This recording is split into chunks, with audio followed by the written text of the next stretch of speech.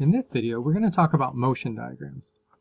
Motion diagrams are like a series of pictures taken at regular time intervals.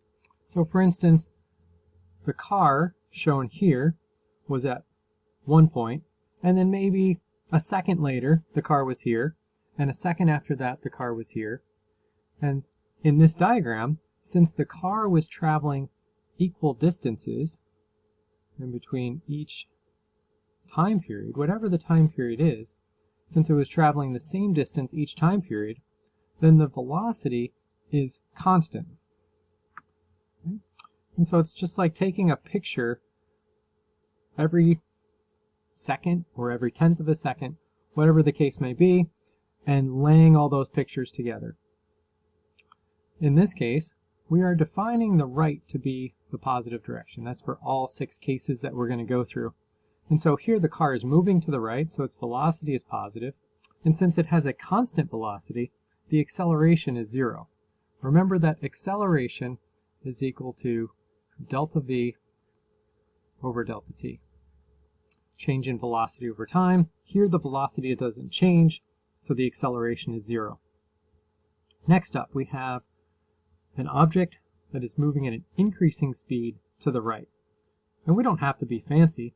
For these motion diagrams, usually we just draw dots. So if the motion is increasing, if the car or whatever the object is speeding up, then that means the spacing between the dots is increasing. So in this case, since the object is moving to the right, the velocity is positive, and then we can look at the acceleration. Let's just pick a point. We'll say the initial point, the velocity was, say, 1 meter per second. And then at this final point, the velocity was, I don't know, let's go with 9 meters per second. And then how much time elapsed? Well, let's say that there's 1 second between each dot. So that's 1, 2, 3, 4 seconds that passed. There are 5 dots there, but only 4 seconds elapsed. So the acceleration is equal to 9 meters per second minus 1 meter per second over 4 seconds. And so that is going to be a positive number. So we can see that the acceleration is positive.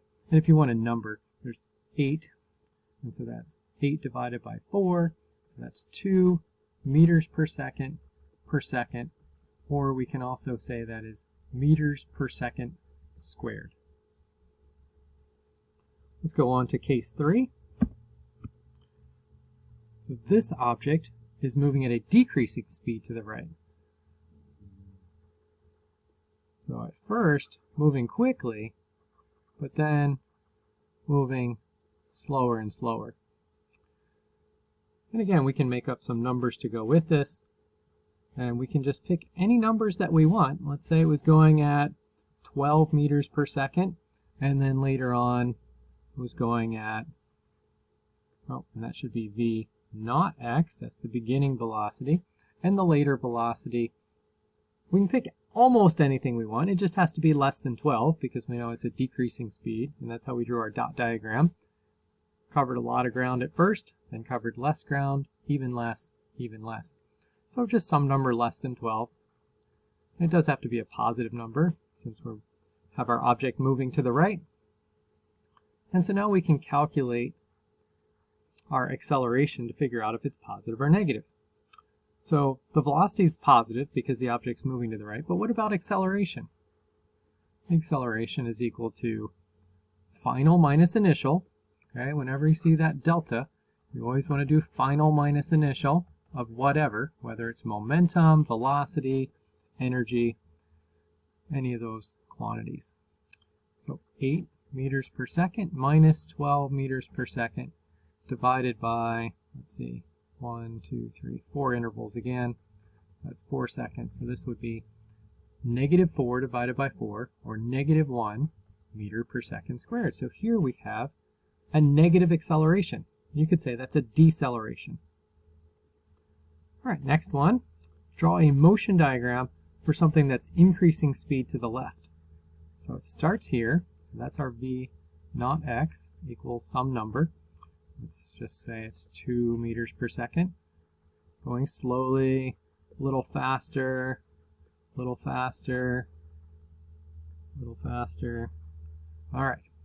And then here we'll say that this velocity here is, say, oh, and I made a mistake. I said this was 2 meters per second, but it needs to be negative 2 meters per second. And then this is some negative number, but it's a larger magnitude, so say negative 12 meters per second. So here the velocity is negative, but what about the acceleration? Well, let's make sure. You might be thinking it's positive because the object's speeding up, but let's just double check. So final velocity, minus 12 meters per second, minus the initial, divided by the time, and there's 1, 2, 3, 4, 5 time intervals this time. So negative 12 minus negative 2 is the same as negative 12 plus 2, or negative 10. Negative 10 divided by 5 is negative 2. Sorry about that. Negative 2 meters per second squared. So in fact here, the acceleration is negative. The object is speeding up, and yet the acceleration is negative. Let's look at 2 more examples. Here, the object is decreasing speed to the left. So our initial velocity here, v naught x, some negative number, say negative 20 meters per second, going really fast, a little slower, a little slower, a little slower. And then we'll say that this is a vx of negative 4 meters per second at this dot right there. All right, so the velocity is negative. What about acceleration? You think, oh, it's slowing down, the acceleration must be negative. But we'll check that. The final velocity, negative 4 meters per second, minus the initial velocity, which is negative 20 meters per second. And then we divide by 1, 2, 3, 4 seconds there. So negative 4 plus 20 is 16. 16 divided by 4 is positive 4 meters per second squared. So that is a positive acceleration, even though the object is slowing down. So now we want to just do one final case. This is an easy one. Moving to the left at a constant speed. And we know that the velocity is negative. And since it's a constant velocity, that's 0.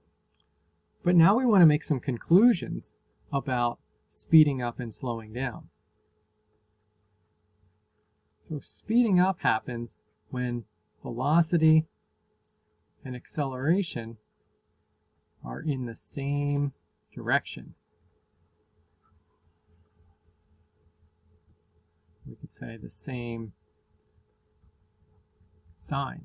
And that happened in, let's see, case 4, we had speeding up. We had negative and negative. And in case number 2, positive and positive.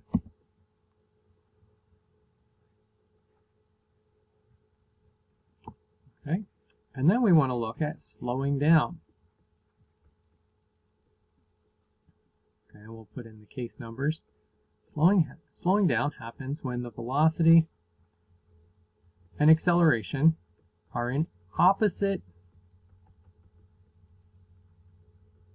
directions or opposite signs. And when did that happen? Well, here we've got a negative and a positive, so case 5 is an example of that. And then also case 3, we have a positive and a negative, and that was one where it was slowing down. So 3 and 5. Okay. So this is one of the most important things from this module, is that speeding up happens when velocity and acceleration are in the same direction.